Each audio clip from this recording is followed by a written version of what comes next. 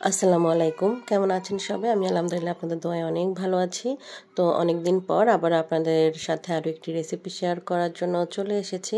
তো আমার আজকের রেসিপি হচ্ছে চকো ফ্ল্যান কেক, অথবা এটাকে কেক পুডিংও বলা যেতে পারে। তো এই কেকটা তৈরি করা একটু ট্রিকি, যেহেতু এখানে পুডিং এবং কেক দুটোরই একটা সংমিশ্রণে আমাদের এই কেকটা তৈরি করতে হয়। তো এটা যেহেতু একটু ট্রিকি, অনেকে এই কেকটা তৈরি করতে গেলে একটু ঝামেলা পোহাতে হয়। তো আজকে একদম পারফেক্ট একটা মেজারমেন্টে আপনাদেরকে কেকটার রেসিপি দিচ্ছি। আশা করছি আপনাদের ভালো লাগবে। ভালো লাগলে প্লিজ চ্যানেলটা সাবস্ক্রাইব করে দিবেন। তো প্রথমে এখানে আমি 8 ইঞ্চি সাইজের একটা কেক মোল্ড নিয়ে নিয়েছি, আর এর মধ্যে হচ্ছে প্রায় 4 টেবিল চামচের মতো চিনি দিয়ে দিয়েছি। এখন এটাকে আমি ক্যারামেল করে নিব। তো এর জন্য হচ্ছে আমি চুলার মিডিয়াম হিটে এটাকে বসিয়ে দিয়েছি। যখন এটাতে একটু লাল লাল কালার চলে এসেছে তখন আমি হালকা একটু নেড়ে দিচ্ছি। এর আগে কোনোভাবেই নাড়াচাড়া করা যাবে না, এতে করে কিন্তু চিনিটা জমাট বেঁধে যাবে আর সুন্দর ক্যারামেল হবে না। তো যাই হোক, যখন মোটামুটি গলে এসেছে, আমি সাইডের যে চিনিগুলো ছিল সেগুলো মাঝখানে একটু এনে দিচ্ছি, যাতে সবগুলো খুব ভালোভাবে ক্যারামেল হয়ে যেতে পারে।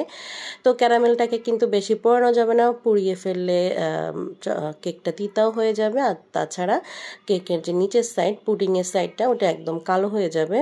তো মোটামুটি কালার চলে আসলে আমরা এটাকে চুলা থেকে নামিয়ে খুব ভালোভাবে একটু ঘুরিয়ে মোল্ডে লাগিয়ে নিব। এরপরে এটাকে ঠান্ডা হতে একটা সাইডে রেখে দেব। এখন আমি অন্য একটা বাটি নিয়ে নিচ্ছি, এর মধ্যে হচ্ছে আমি 1/2 কেজি নিয়ে নিচ্ছি গরুর দুধ। এটাকে আমি খুব ভালোভাবে একটু জাল করে নিয়েছি। এটাকে আমি শুকাইনি, জাস্ট একটু জাল করে কুসুম গরম করে নিয়েছি। এখন এখানে আমি প্রায় 4 টেবিল চামচের মতো দিয়ে দিয়েছি মিল্ক পাউডার। আর এখানে এখন দিয়ে দিব হচ্ছে মিষ্টির জন্য চিনি। আমি এখানে 3 টেবিল চামচ পরিমাণ চিনি দিয়ে দিয়েছি। এটা একদম ঘরে থাকা আমাদের যেসব টেবিল চামচগুলো আছে সেই টেবিল চামচের মাপ, কোনো মেজারমেন্ট চামচ কিছু ইউজ করতে হবে না। এই রেসিপিতে আপনারা সুন্দর করে পুডিংও কিন্তু তৈরি করে ফেলতে পারবেন। তো যাই হোক, আমি এখন হাত দিয়ে ধরে দেখছি এটা একদম কুসুম গরম অবস্থায় আছে। এই অবস্থায় আমরা এখন এর মধ্যে ডিম অ্যাড করে দেব। তো এর মধ্যে আমি একটা একটা করে 3টা ডিম ইউজ করব, আর অবশ্যই এখানে একটা একটা করে ডিম দিব, আর একটা একটা করে ডিমকে খুব ভালোভাবে এই দুধের সাথে মিশিয়ে নিতে হবে।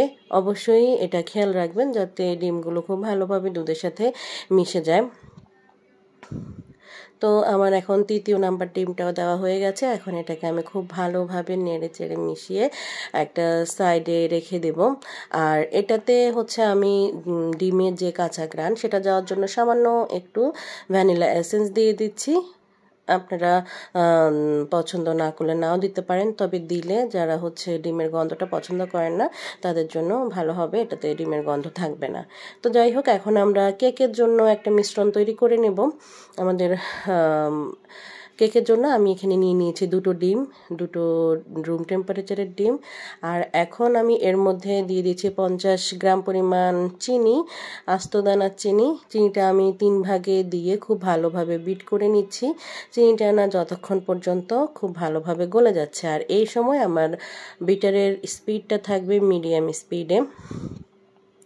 তো যাই হোক, আমি মোটামুটি যখন চিনিটা গলে গিয়েছে তখন এর মধ্যে ভ্যানিলা এসেন্স দিয়ে দিচ্ছি 1 চামচের মতো, আর দিয়ে দিচ্ছি হচ্ছে সামান্য চকলেট ইমালশন। এতে করে কেকের কালারটা খুবই সুন্দর হবে। আপনারা চাইলে এটা স্কিপও করতে পারেন, কারণ আমরা কোকো পাউডার তো অবশ্যই কেকে ইউজ করব। তো হাতের কাছে না থাকলে এটা না দিলেও হবে। তা আমাদের ফোমটা হয়ে গেছে খুব সুন্দরভাবে। এখন আমরা যেটা করব, এর মধ্যে শুকনো উপকরণগুলো মিশিয়ে নেব।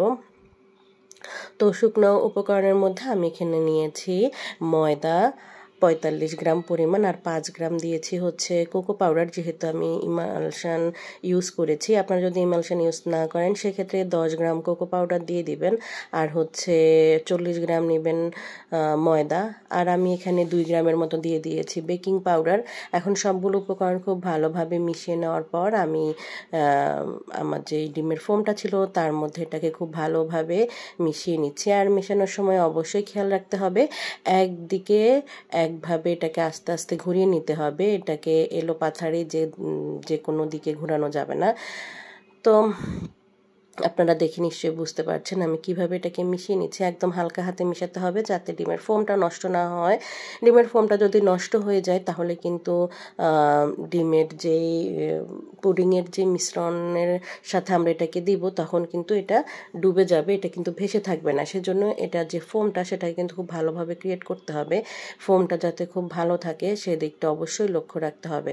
তো যাই হোক, আমাদের কেকের মিশ্রণটাও তৈরি হয়ে গেছে। অন্যদিকে আমাদের যে ক্যারামেলটা আমরা ঠান্ডা করার জন্য রেখেছিলাম এটাও কিন্তু একেবারে ঠান্ডা হয়ে গেছে। তো আমরা এখন প্রথমেই হচ্ছে আমাদের যে পুডিংয়ের মিশ্রণটা ছিল সেটাকে খুব ভালোভাবে ছেঁকে দিয়ে দিব। ছেঁকে দেওয়ার কারণ হচ্ছে যে দেখুন এখানে কিন্তু অবশিষ্ট অনেকগুলো ডিমের সাদা অংশ দেখা যাচ্ছে, তো সেজন্য দিয়ে দেবার, এতে করে পুডিংটাও খুবই স্মুথ হবে।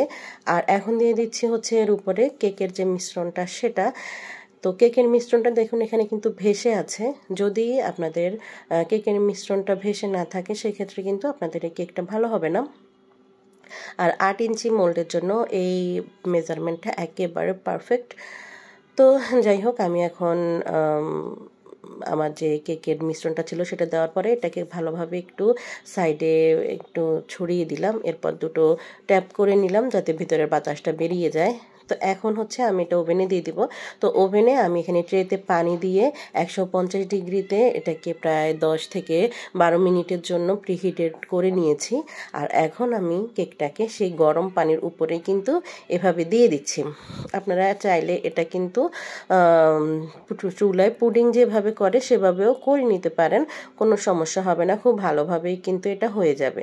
তো এখন আপনাদেরকে আমি ওভেনের সেটিংটা দেখিয়ে দিচ্ছি। আমি টেম্পারেচার রেখেছি 150 ডিগ্রিতে, আর এখানে আমার হিট থাকবে উপর নিচ, আর ওভেনে যে ফ্যানটা থাকে সেটাও আমি চালিয়ে রেখেছি।